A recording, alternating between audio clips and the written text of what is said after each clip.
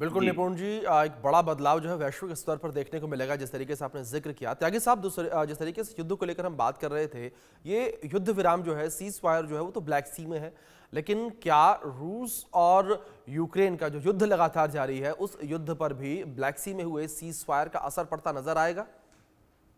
नहीं सर, मुझे नहीं लगता। और उसका कारण ये है जी। कि जो एंटायर यूरोपियन कंट्रीज हैं, जी। Particularly under the leadership of France, उनका जो टोटल पॉलिसी है वो ये है कि किसी तरह से रशिया को यूक्रेन के युद्ध में उलझाए रखो और हमको समय मिल जाए, हम अपना डिफेंस बजट बढ़ा लें, हम अपने आर्म्स इकट्ठे कर लें, हम एक यूरोपियन सेना बना लें और हम पोलैंड के अंदर जो जॉइंट डिफेंस सेंटर खोला गया है उसको स्ट्रेंथन कर ले। यानी कि उनको चूंकि रशिया के अटैक का खतरा है, तो उस खतरे से निपटने के लिए प्रॉपर तैयारी हो जाए without the help and involvement of America. आगे के लिए भी तैयारी हो जाए।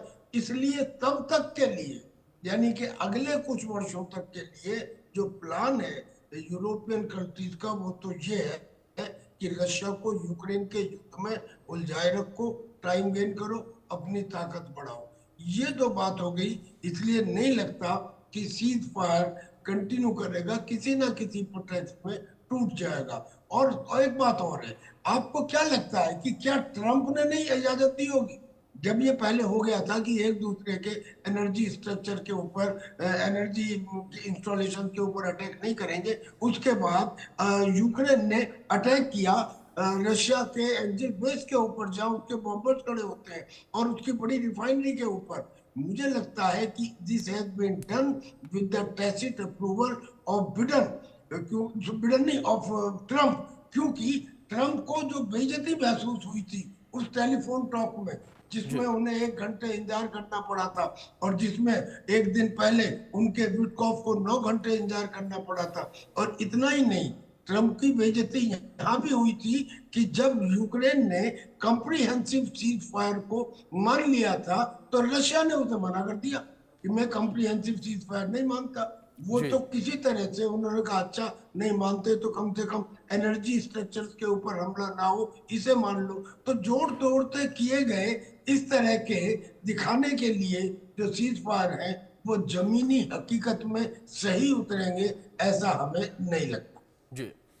निपुण जी, दूसरी ओर अगर बात इस सीज फायर को लेकर की जाए, जिस तरीके से सीज फायर हुआ है, तो इस सीज फायर के दौरान रूस ने अपनी कई शर्तें जो हैं वो रखी हैं। ऐसे में निपुण जी, क्या ये माना जाए कि रूस यहाँ पर एक ऐसी इमेज क्रिएट करने का प्रयास कर रहा है कि देखिए, हम इन बातों को मान तो रहे हैं, हम सीज फायर को मान तो रहे हैं, लेकिन हम अपनी शर्तों पर मान रहे हैं?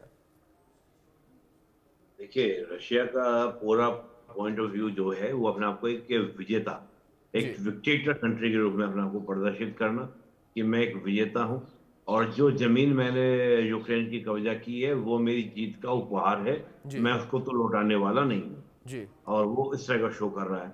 पुरुष रीजन में जहां पर यूक्रेन के सैनिक घुस गए हैं उनको बिना शर्त बाहर निकलो, उनको निकालने की बात कर रहा है। फिर दूसरा कहा कि जिस मोटिव के लिए हमारा वॉर शुरू हुआ था, नाटो में यूक्रेन नहीं जाएगा, ये ऑन द रिटर्न लिख कर देना होगा। और दूसरा कहा कि किसी भी तरीके से जो यूक्रेन का वेपनाइजेशन वेस्ट करता है वो बिल्कुल स्टॉप होगा, वेपनाइजेशन नहीं होगा, यूक्रेन की सेना भी एक लिमिटेशंस में होगी। तो मुझे लगता है कि जिस प्रकार की शर्तें रशिया लगा रहा है वो एक सॉल्वेंट कंट्री के ऊपर थोड़ा सा मानना मुश्किल, नामुमकिन सा मेरे को लग रहा है। तो रशिया कहीं ना कहीं वो सारी कंडीशन थोपने का प्रयास कर रहा है, सारी कंडीशन यूरोपियन को लगाना चाह रहा है, जिससे भविष्य में किसी भी तरह से कोई भी उम्मीद जो है वो यूक्रेन से ना रह जाए किसी प्रकार के अटैक करने की। लेकिन मुझे इसमें ऐसा लगता है कि रशिया कहीं ना कहीं कामयाब भी होगा, क्योंकि जिस प्रकार अमेरिका के इंटरेस्ट है, और अमेरिका के बगैर यूक्रेन अकेला कुछ नहीं कर पाएगा, इवन यूरोप भी जो है वो यूक्रेन की मदद नहीं कर पाएगा। तो मुझे लगता है कहीं ना कहीं पुतिन साहब ने, जो भी हमारे त्यागी जी बोल रहे थे, बिल्कुल सही बोल रहे थे। 1 घंटे डोनाल्ड ट्रंप को वेट कराकर ये साफ मैसेज दे दिया कि इस वॉर के अंदर चलेगी तो सिर्फ मेरी चलेगी, मैं बताऊंगा कि वॉर को कैसे रोकना है, किस तरह जी। समाप्त करना है। मेरे लिए कोई चीज मायने नहीं करती। डोनाल्ड ट्रंप को मैं वेट करा सकता हूँ, तो और क्या रह गया। ये क्लियर कट मैसेज पूरे यूरोप को है। तो कहीं ना जी कहीं रशिया अपने आप को एक विनर कंट्री की तरह, एक विजेता की तरह पेश कर रहा है, और कहीं ना कहीं मुझे लगता है पुतिन साहब उसमें कामयाब भी होते मुझे दिख रहे हैं। बिल्कुल बिल्कुल सर, अब देखना ये होगा किस तरीके से जो सीज फायर किया गया है उसका उल्लंघन होगा या किस तरीके से सीज फायर का यहाँ पर उल्लंघन नहीं होगा। दोनों देश जो हैं सहमति से सीज फायर को रोके रखते हैं। साथ ही साथ जिस तरीके से काला सागर में जो युद्ध की स्थिति बनी हुई थी उस वजह से जो व्यापार रुका हुआ था तमाम देशों का, वो व्यापार किस तरीके से संचालित होता नजर आएगा।